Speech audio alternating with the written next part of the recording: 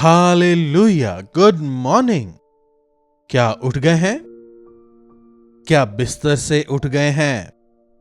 रात को देर से सोना, सुबह देर से उठना सब लोगों की आजकल आदत बन चुकी है। इलेक्ट्रिसिटी आने के बाद से क्या सुबह क्या रात, प्रभु की स्तुति तक करना भूल जाते हैं। 6:30 बज चुके हैं। प्रभु के वचन से अपने मनन की शुरुआत करें। प्रार्थना। महापवित्र पिता परमेश्वर, प्रभु एक और दिन आपने हमें दिखाया है। आपका अनुग्रह हमें चाहिए। अपने अनुग्रह से हमें मामूर करें।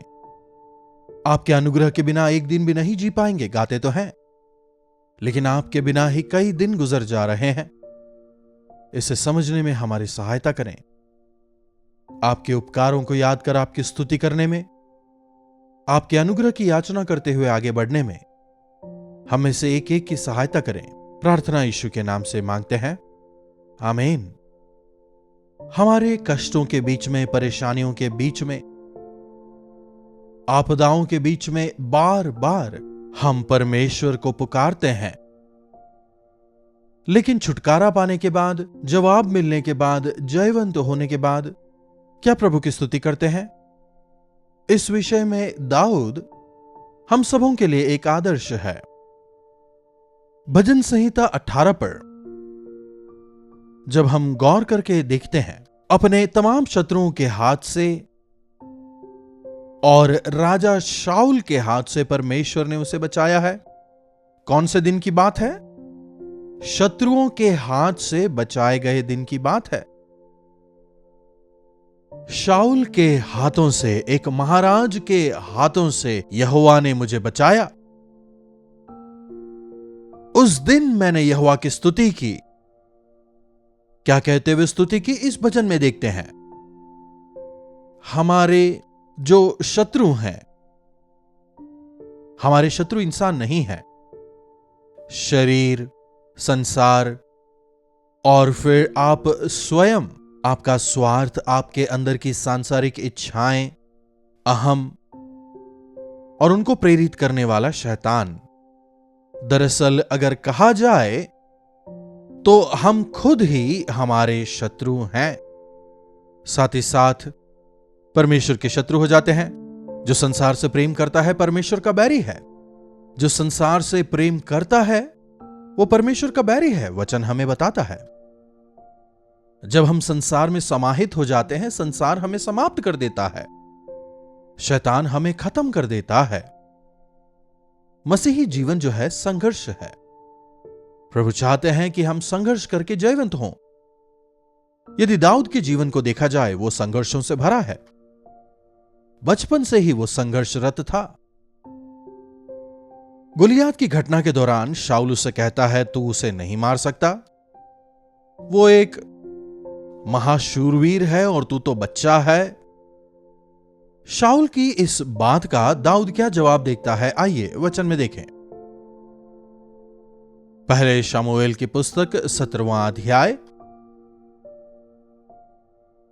34वीं आयत से पढ़ रहा हूं। देखिए, दाऊद ने शाऊल से कहा, तेरा दास अपने पिता की भेड़ बकरियां चराता है, और जब कोई सिंह व भालू झुंड में से मेमना उठा ले गया, तब मैंने उसका पीछा करके उसे मारा और मेमने को उसके मुंह से छुड़ाया।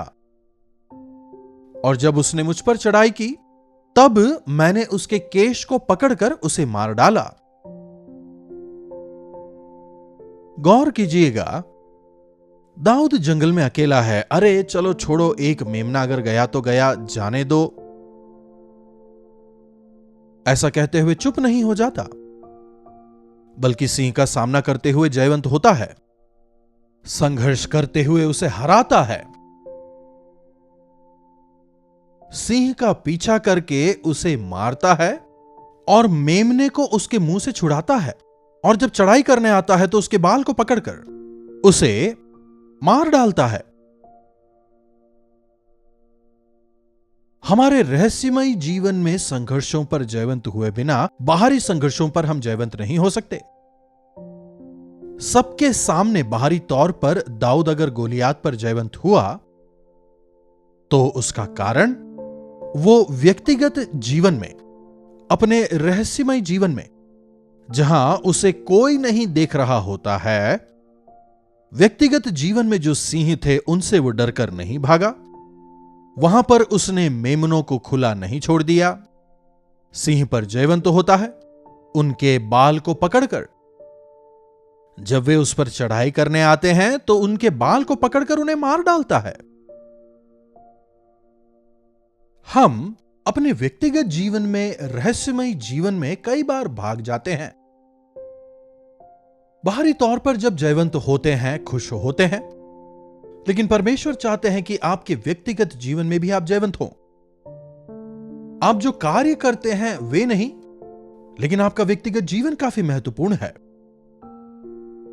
जब गोलियात को मारता है सब लोग देखते हैं, लेकिन जब वो सिंह को मारता है तो कोई नहीं देखता। उसने व्यक्तिगत तौर पर उसकी भेड़ पर जब सिंह अटैक करता है, उसे बचाने के लिए संघर्ष करता है। क्या आप अपने शारीरिक इच्छाओं पर जयवंत हो रहे हैं?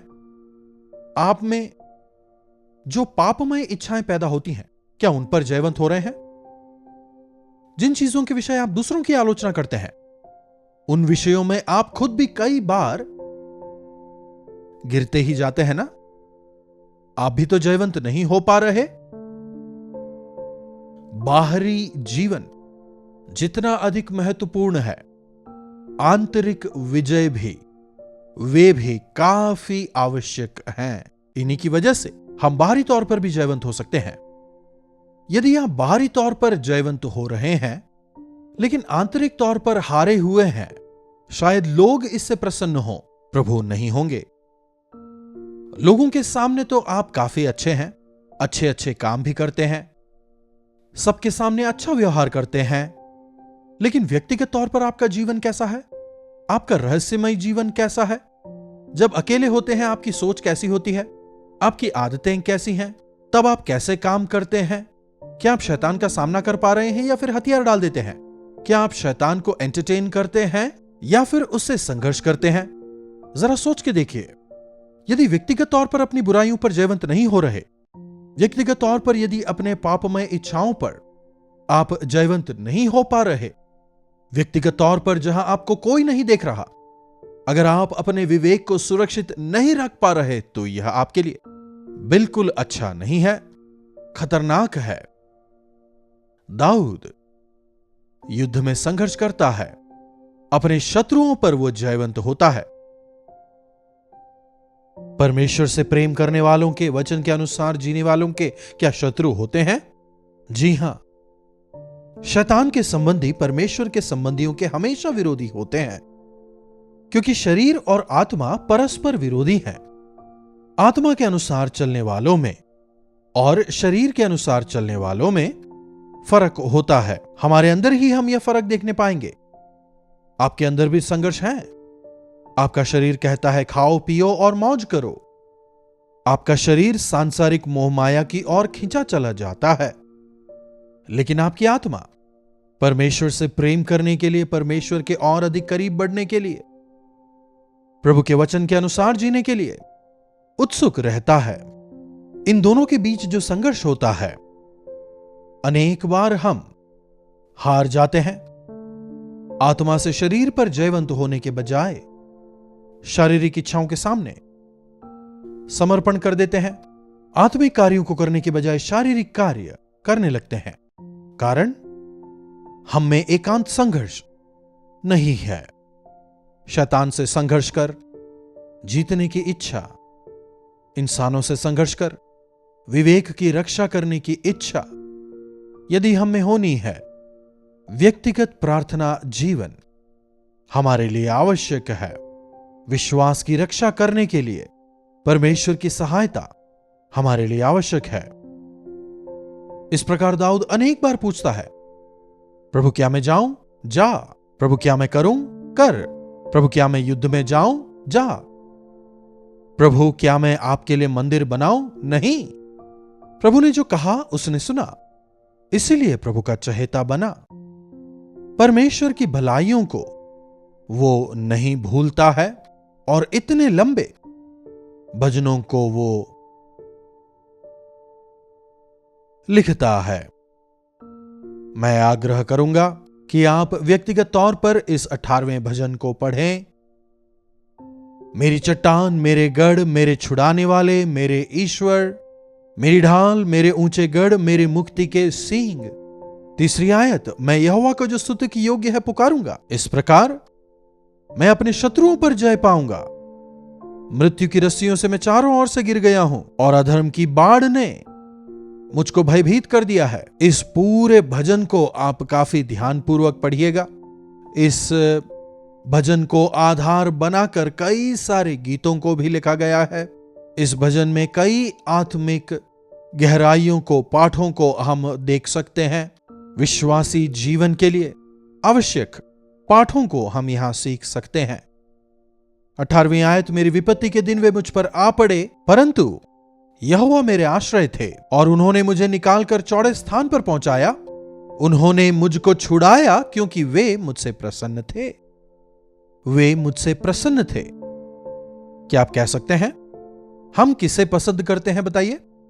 जो हमारी बातें मानते हैं, जो हमारी इज्जत करते हैं, जो हमसे प्रेम करते हैं, हमारा सम्मान करते हैं, ऐसे लोगों से हम बहुत प्रेम करते हैं, है ना? प्रभु भी उनकी आज्ञा मानने वालों से, उनके वचन के अनुसार जीने वालों से, उनकी इच्छाओं को पूरी करने की आशा रखने वालों से वे काफी प्रेम करते हैं।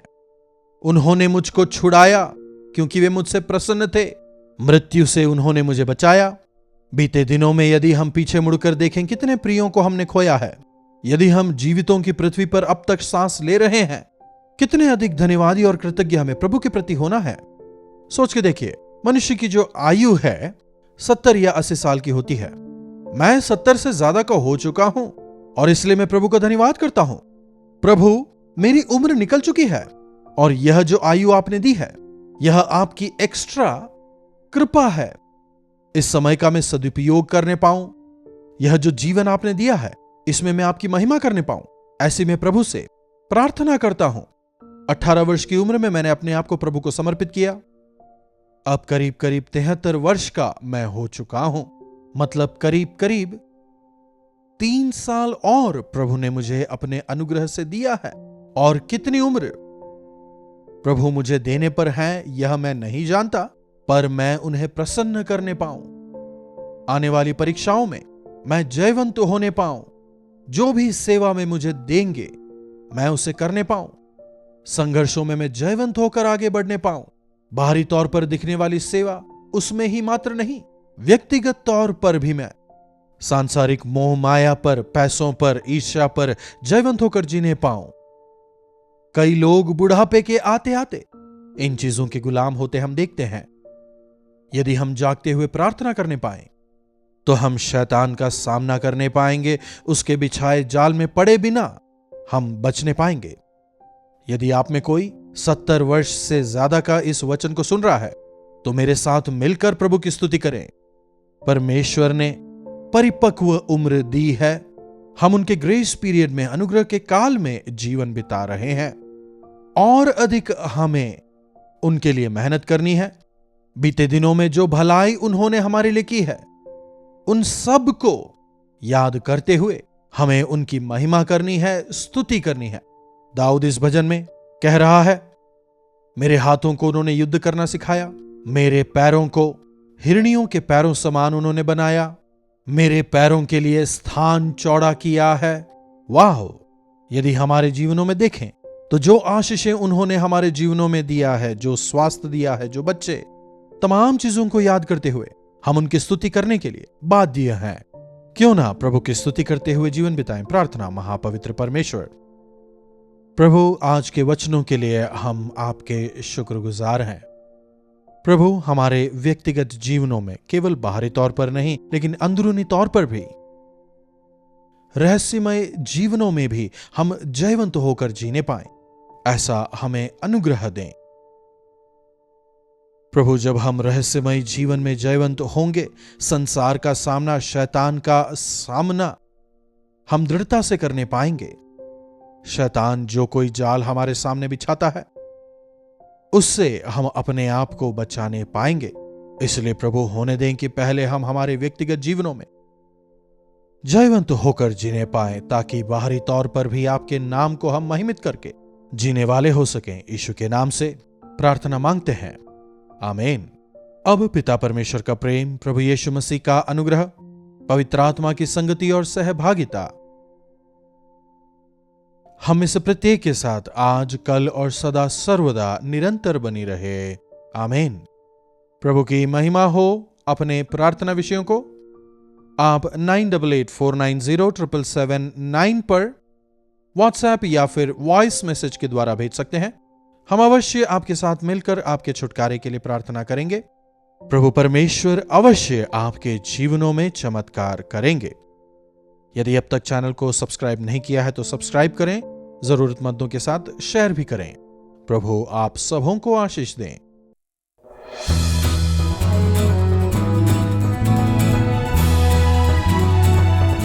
हालेलुया। मुंबई महानगर के हमारी सेवकाई के साथ जुड़े हुए हमारे श्रोताओं के लिए खुशखबरी। प्रभु की इच्छा हुई तो अक्टूबर 30 तारीख को गोरेगांव में और 31 अक्टूबर को धारावी में एक दिन के गेट टुगेदर का हम आयोजन कर रहे हैं। हर रोज दैनिक मनन और टीवी कार्यक्रमों के द्वारा हमसे जुड़ने वाले श्रोताओं के साथ हम सीधे मिलना चाहेंगे। व्यक्तिगत तौर पर आपके लिए प्रार्थना करने हम चेन्नई से मुंबई आ रहे हैं। मुंबई में चाहे आप कहीं भी रहते हो, आपकी सुविधा के लिए इस बार हम 2 जगहों पर, गोरेगांव ईस्ट में, वैसे ही सायन धारावी में 2 जगहों पर अक्टूबर 30 और अक्टूबर 31 को शाम के 6 बजे से लेकर 10 बजे तक इस 1 डे मीटिंग का आयोजन हम कर रहे हैं। आइए अपने परिवारजनों को, मित्रों को लेकर के आए, परिवार समेत आए। परमेश्वर महान चमत्कारों को हमारे बीच करेंगे। ऐसे विश्वास के साथ आए, हमारी एक एक समस्या का समाधान प्रभु करेंगे। ऐसी एक आशा के साथ में आप अवश्य आए। हम सब मिलकर प्रभु के महान चमत्कार का अनुभव मिलकर करेंगे। अपने निकटतम स्थान पर आप आ सकते हैं, दोनों जगहों पर आ सकते हैं तो और भी बेहतर होगा। अगर आप अधिक जानकारी चाहते हैं, नीचे दिए गए फोन नंबर्स पर आप व्हाट्सएप कर सकते हैं या फिर 8939393939 पर आप फोन करें। एड्रेस, लिंक्स वगैरह शेयर किए जाएंगे। अगर आप चाहें तो एड्रेस नोट कर सकते हैं। गोरेगांव ईस्ट के वेन्यू की जानकारी, Pragya Bodhini school hall, JP Nagar, behind Sonal apartments, near post office, Goregaon East, Mumbai. October 30 तारीख को शाम 6 बजे से रात 10 बजे तक। अधिक जानकारी के लिए 8939393939 पर संपर्क करें। उसी प्रकार अक्टूबर 31 तारीख को सायन वेन्यू का विवरण, morning star English school, Sion, Dharavi, Mumbai. अधिक जानकारी के लिए 9884907779 पर आप व्हाट्सएप या फिर वॉइस मैसेज भेज सकते हैं। आपको अधिक जानकारी दी जाएगी। या फिर 8939393939 नंबर पर आप कॉल करें, जानकारी हासिल कर सकते हैं।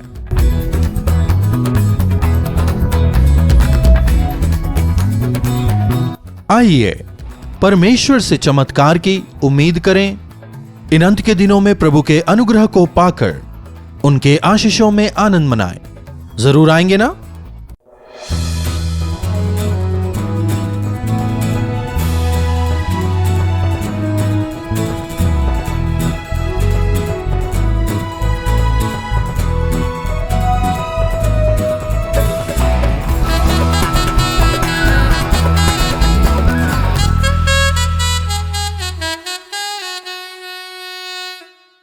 कल्वरी दर्शन, ये है प्रेम के दर्शन, यीशु प्रेम के दर्शन।